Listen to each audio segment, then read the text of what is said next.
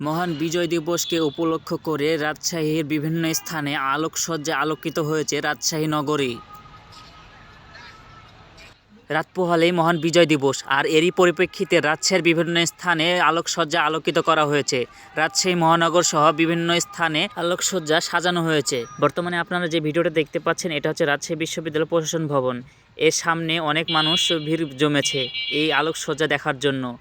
আর এই আলোকসজ্জা সকলের মনোমুগ্ধকর। আমরা এই মহান বিজয় দিবস 1971 সালে 16ই ডিসেম্বর অর্জন করি।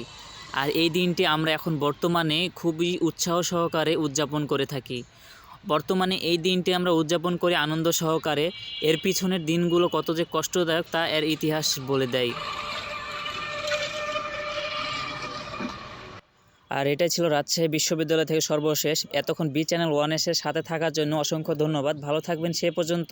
আবারও আপনাদের সামনে অন্য কোনো ভিডিও নিয়ে হাজির হব। তো আল্লাহ হাফেজ।